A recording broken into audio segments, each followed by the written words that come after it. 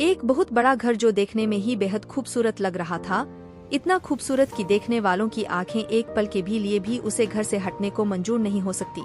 मुंबई के सबसे रईस खानदान जिनके पूरे शहर में नहीं देश में नाम था, अग्निहोत्री फैमिली, विशाल अग्निहोत्री, देश के टॉप बिजनेसमैन और सबसे रईस इंसान जो दिल से बहुत ही ज्यादा अच्छे हैं। विशाल अग्निहोत्री का पूरे शहर में बहुत नाम है, बड़े बड़े बिजनेसमैन उनके साथ उठते बैठते हैं।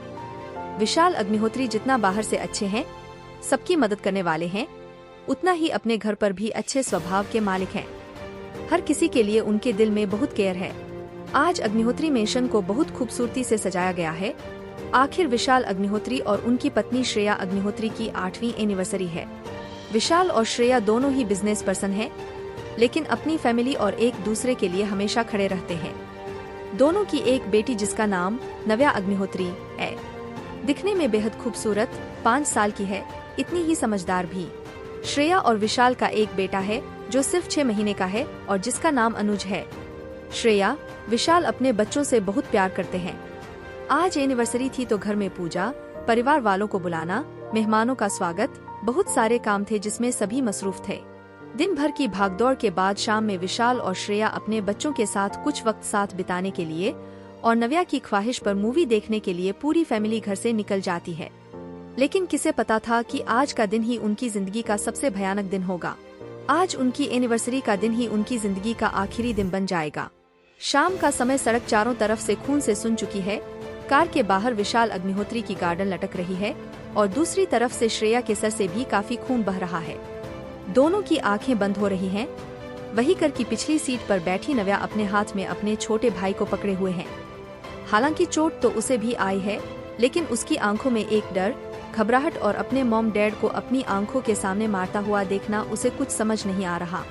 वह बिल्कुल किसी पत्थर की मूर्ति की तरह यह सब देख रही है। सामने एक बड़ा सा ट्रक खड़ा है जिसे लोगों ने भेजा हुआ है और उसे ट्रक के मालिक को लगातार मार रहे हैं। कुछ एम्बुलेंस भी वहां पर आ चुकी हैं और पुलिस वालों ने भी कार को चारों तरफ से घेर लिया है। मीडिया की गाड़ियां भी वहां पर पहुंच चुकी हैं। सभी दौड़ भाग करते हुए इस खबर को कैप्चर करना चाहते हैं। कार के अंदर बच्ची है, उसे भी निकालो पांडे, इंस्पेक्टर ने अपने कांस्टेबल से गुस्से से कहा। मीडिया को और लोगों को संभालते हुए उसका दिमाग पूरी तरीके से खराब हो चुका था और साथ ही इतना बड़ा हादसा जिसे कैप्चर करने के लिए न जाने कितनी भीड़ वहां पर जमा हो चुकी थी। पांडे ने इंस्पेक्टर की बात मानकर कार के तरफ अपने कदम बढ़ा दिए। उसने कार के खुले हुए दरवाजे से काया को आवाज लगाते हुए कहा, बेटा बाहर आओ। लेकिन नव्या का कोई भी रिएक्शन नहीं था। उसकी नजरें सिर्फ अपनी माँ के चेहरे को देख रही थीं। उसकी माँ जिसकी नजरें नव्या की तरफ थीं, लेकिन अब वह जिंदा नहीं थी। बेटा आ जाओ बाहर, अपने भाई को भी लेकर आओ, कांस्टेबल ने किया से दोबारा कहा, लेकिन इस बार भी किया ने कोई जवाब नहीं दिया। कांस्टेबल ने आगे बढ़कर जैसे ही किया के कंधे पर अपना हाथ रखा तो किया अगले ही पल बेहोश होकर कर की सीट पर गिर जाती है। कांस्टेबल यह देखकर डर गया। उसने काया के हाथ से अनुज को लिया और भागते हुए एम्बुलेंस को किया और उसके पेरेंट्स को वहां से निकलने के लिए कहता है। मीडिया के बीच से सभी को जैसे तैसे निकल गया। हॉस्पिटल में नव्या के रिश्तेदार, उसके चाचा और चाची ऋषभ और माया अग्निहोत्री भी आ जाते हैं। ऋषभ और माया अग्निहोत्री दोनों ही विशाल और श्रेया को पसंद नहीं करते थे। विशाल ने काफी पहले ही अपने भाई ऋषभ को बिजनेस से निकाल दिया था, क्योंकि वह बिजनेस में बहुत घोटाले करता था। इसके बाद कभी भी ऋषभ और माया को अग्निहोत्री फैमिली में नहीं देखा गया था। पर जब आज दोनों को विशाल और श्रेया की मौत का पता चला तो किया को संभालने वह दोनों हॉस्पिटल पहुंच जाते हैं। नव्या को अपने पेरेंट्स की मौत से बहुत बड़ा सदमा लगा था, जिसके बाद वह 1 साल के लिए कोमा में चली गई और इस 1 साल के बीच में उसके साथ क्या हुआ क्या नहीं, उसे कुछ भी नहीं पता था। 1 साल बाद जब उसे होश आया तब उसे पता चला कि उस एक्सीडेंट में उसका भाई भी खो गया था, या फिर किसी ने अस्पताल से चुरा लिया था। किसी को भी अनुज के बारे में कुछ भी नहीं पता था। नव्या को अपने भाई के कोने से और अपनी मॉम डैड के जाने के दुख में पैनिक अटैक आने शुरू हो गए थे। वह ज्यादातर तो हमेशा खामोश रहती थी, लेकिन कभी कभी उसे इस तरह के पैनिक अटैक आते की देखने वाले भी कई बार घबरा जाया करते थे। पैनिक अटैक की वजह से ही किया कभी घर से बाहर नहीं निकाल पाती थी। उसे अपनी पूरी पढ़ाई घर के अंदर रहकर ही कंप्लीट करने पड़ी। अब वह अपने चाचा और चाची के साथ रहती थी। चाचा चाची के एक बेटी थी जिसका नाम था मानसी अग्निहोत्री। नव्या के चाचा चाची ने काया को सिर्फ घर की नौकरानी बनाकर रख दिया था। या ये कहे कि उन्होंने विशाल और श्रेया से बदला लेने के लिए उनकी ही बेटी को उनके ही घर में एक नौकरानी की तरह है बना दिया था। माया और ऋषभ कभी भी नव्या की खुशी का ख्याल नहीं रखते थे। उनके लिए उनकी बेटी मानसी ही सबसे ज्यादा जरूरी थी और मानसी भी नव्या से बहुत ज्यादा जलती थी क्योंकि नव्या हर मामले में परफेक्ट थी। नव्या बेहद खूबसूरत थी और पढ़ने में भी बहुत इंटेलिजेंट थी। उसने अपने दम पर हमेशा यूनिवर्सिटी में टॉप किया। भले ही वो सिर्फ एग्जाम देने के लिए यूनिवर्सिटी जाती थी, लेकिन उसका कोई भी रिजल्ट कभी खराब नहीं रहा। हमेशा से नव्या सुर्खियों में रहती थी, लेकिन नव्या अग्निहोत्री को किसी ने नहीं देखा था। नव्या की जिंदगी में सिर्फ बुरा दिन नहीं थे, अब उसकी जिंदगी में शायद खुशियां दस्तक देने वाली थी, क्योंकि कुछ ही महीना में उसकी शादी होने वाली है और अगले हफ्ते उसकी सगाई है।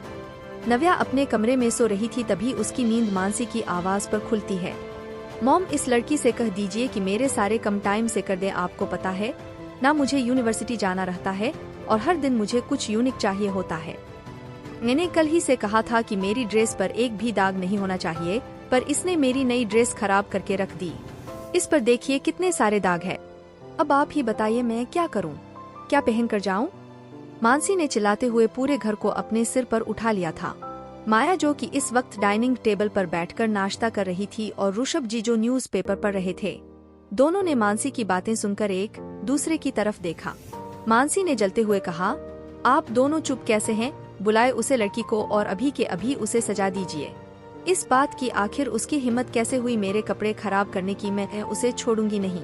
ऋषभ जी ने न्यूज़पेपर को फोल्ड करते हुए वहीं टेबल पर रखा और बोले, बेटा, सुबह सुबह इतना गुस्सा करना अच्छा नहीं रहता है और तुम कोई और ड्रेस पहन जाओ, वरना अभी चलो मॉल, मैं तुम्हें नई ड्रेस दिल देता हूँ और इससे भी अच्छी ड्रेस दिलाऊंगा। नहीं डैड, मुझे कोई और ड्रेस नहीं चाहिए। अब मुझे सिर्फ उसे लड़की से पूछना है कि उसने यह क्यों किया है। बुलाइए उसे, वरना मैं जा रही हूँ उसके रूम में। मानसी चिल्लाते हुए बोलती है। मानसी को इस तरह गुस्से में देखकर माया उसे रहती है, बेटा डॉन, टी बी एंग्री, मैं समझा दूंगी उसे। अभी तुम गुस्सा करोगी तो तुम्हारी हेल्थ पर बुरा इफेक्ट पड़ेगा और फिर तुम तो जानती हो कि मैं तुम्हें लेकर कितनी वजह से हूँ, अगर तुम्हें कुछ हो गया तो। मानसी ने अपना मुंह बना लिया और उसकी नजर सीढ़ियों से उतर रही किया पर जाती है। नव्या अपने दुपट्टे को अपने हाथों में मसलते हुए नीचे उतर रही थी। उसे पता था कि अब क्या होने वाला है, लेकिन उसके पास कोई और जरा नहीं था। उसे यह भी पता था कि ड्रेस उसने खराब नहीं की है, बल्कि मानसी ने खुद यह सब किया है, और यह तो उसका रोज का था। घर के नौकर भी जानते थे कि मानसी नव्या से कितना जेलस होती है। मानसी ने नव्या को देखकर क्लैप करते हुए कहा, ओ मैडम, आप उठ गई, बहुत थैंक यू। आप उठ गई, हमें तो लगा आज आप उठने वाली ही नहीं है। नव्या अपनी नजरें झुकते हुए नीचे आ गई। घर के सर्वेंट भी अपना काम करते हुए अपनी नजरें बचा कर किया को देख रहे थे। मानसी नव्या के पास आती है और काया की तरफ देखने लगती है। काया ने अपनी नजरें बिल्कुल भी नहीं उठाई। महारानी जी, आप बात नीचे ही देखते रहेगी या फिर मेरे चेहरे को भी देखेंगी? आप यह बताइए कि आपने मेरे कपड़ों को खराब क्यों किया? देख रही हैं आप, इसकी क्या हालत कर दी है आपने। अब मैं क्या पहन कर जाऊं यूनिवर्सिटी? मानसी ने अपने हाथ में पड़ा हुआ एक रेड कलर का टॉप किया के चेहरे के आगे करते हुए कहा। उसे रेड कलर के टॉप में काफी इंक गिरी हुई थी और वह गंदा भी लग रहा था। नव्या ने जब उसे टॉप को देखा तो वह खुद हैरान रह गई। उसे नहीं पता था कि मानसी ने अपने टॉप को गंदा क्यों किया है, लेकिन उसका बड़ा हक था कि वह अपना पक्ष सामने में रख सके। उसने अपनी गर्दन हिलाते हुए कहा, मैंने यह नहीं किया है, ऐसा नहीं कर सकती, तुम गलत समझ रही हो। मानसी ने नव्या की बात को कंप्लीट भी नहीं होने दिया और उसके गाल पर एक जोरदार थप्पड़ रख दिया। थप्पड़ की वजह से किया सीधा फ्लोर पर गिर जाती है।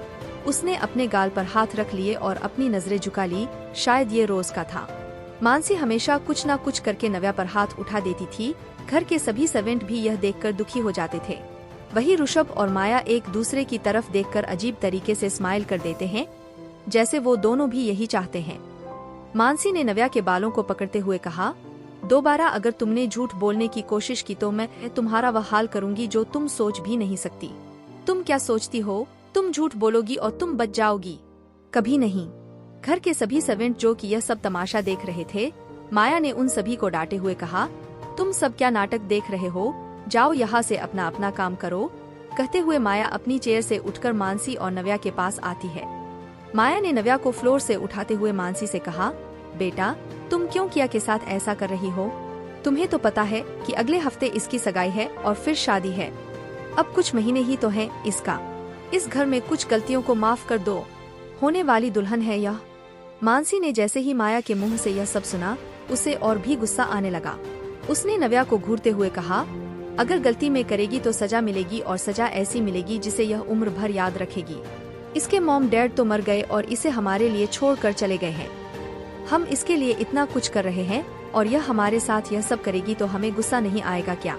मॉम, आप बहुत अच्छी बन सकती हो, लेकिन मैं इस लड़की के लिए बिल्कुल अच्छी नहीं बन सकती। एक नंबर की कामचोर और बेवकूफ लड़की है, किसी भी काम को सही से करना नहीं जानती। अच्छा है इसके मॉम डैड पहले ही चले गए, वरना इसकी यह हरकतें देखकर तो वह जीते जी मर जाते। नव्या के लिए अब कुछ भी सुन पाना नामुमकिन था। उसने अपने आंसुओं को अपने दुपट्टे से साफ किया और रोते हुए वापस अपने रूम की तरफ भाग गई। मानसी ने भी जानबूझकर उसे यह सब कहा था, क्योंकि वह जानती थी कि नव्या को सबसे ज्यादा फर्क तभी पड़ता है जब कोई भी उसके पेरेंट्स के बारे में और उसके भाई के बारे में बात करता है। नव्या को इस तरह जाते हुए देखकर मानसी के चेहरे पर एक जीत भरी मुस्कान आ गई।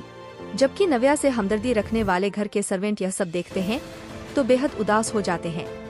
वही माया अपनी बेटी मानसी का कंधा थपथपाकर बोली, वाह, सुबह सुबह इतना अच्छा एंटरटेनमेंट। वैसे मुझे तो बुरा लग रहा है उस बेचारी पर। माया ने नव्या के रूम की तरफ देखकर कहा।